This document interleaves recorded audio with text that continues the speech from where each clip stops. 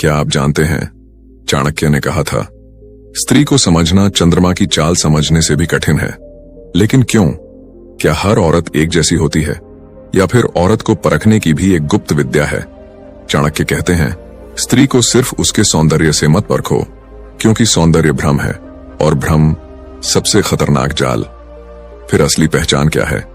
क्या एक हंसी औरत की सच्चाई छुपा सकती है? हाँ, औरत की असली पहचान उसके संकट के समय में होती है, जब वो या तो साथ छोड़ती है या तुम्हारा खून बहा देती है। चाणक्य ने कहा, अगर कोई स्त्री सिर्फ तुम्हारी भावनाओं से खेल रही है तो वो तुम्हें बर्बाद कर देगी। लेकिन कैसे जाने कि वह भावनात्मक खेल रही है या साथ निभा रही है? एक बार चाणक्य ने एक राजकुमार को सिर्फ एक प्रश्न पूछकर स्त्री की असलियत बता दी थी। जब तुम्हारे पास कुछ ना हो तब वो क्या कहती है? चाणक्य ने स्त्रियों को 5 प्रकार में बांटा। 1. सौंदर्यवादी। 2. लोभ आधारित। 3. बलिदानी।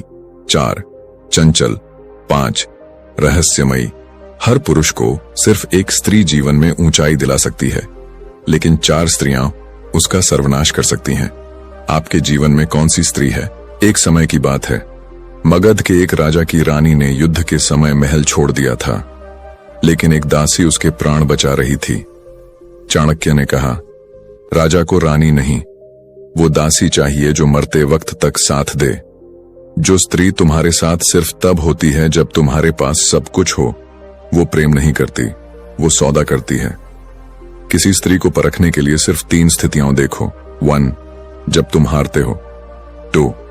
जब कोई और पुरुष सफल होता है। 3. जब उसे खुद कुछ छोड़ना पड़े। अगर वो तुम्हारे दुख में मुस्कुराती है, छोड़ दो। अगर वो तुम्हारी सफलता पर ईर्ष्या करती है, भाग जाओ। अगर वो तुम्हारे लिए बलिदान दे तो पकड़ लो, क्योंकि वो अमूल्य है। प्रेम वो नहीं जो सिर्फ सामने दिखे, प्रेम वो है जो पीठ पीछे भी रक्षा करे। जो स्त्री तुम्हारे दोस्तों से मीठा बोले लेकिन तुम्हारे दर्द से भागे, वो छाया नहीं, साया है, और साया हमेशा धोखा देता है। क्या आप अब भी उसकी आंखों में झूठ पहचान सकते हो? जब कोई स्त्री चुप हो जाती है, या तो वो बहुत कुछ सह चुकी होती है, या फिर कुछ बहुत बड़ा छुपा रही होती है। स्त्री तब बोलती है जब वो बदलना चाहती है, लेकिन जब वो चुप हो जाए, समझ लो वो जा चुकी है। चाणक्य ने अंत में कहा था, प्रेम की पहचान कठिन है, लेकिन छल की पहचान आसान।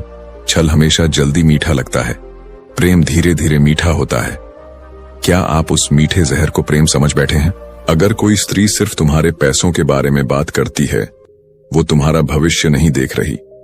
लेकिन अगर कोई स्त्री तुम्हारे डर, तुम्हारे अतीत, तुम्हारी हार के बारे में जानना चाहती है, तो वो तुम्हें नहीं, तुम्हारी आत्मा से प्रेम करती है।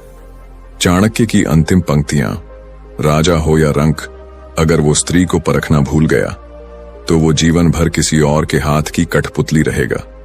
स्त्री को जानना कठिन है, लेकिन अगर जान लिया तो वो या तो स्वर्ग बना सकती है या नर्क। अब फैसला आपका है। आप जिस स्त्री के साथ हैं, क्या वो आपको रोज नर्क दे रही है या बिना बोले आपके लिए स्वर्ग बुन रही है?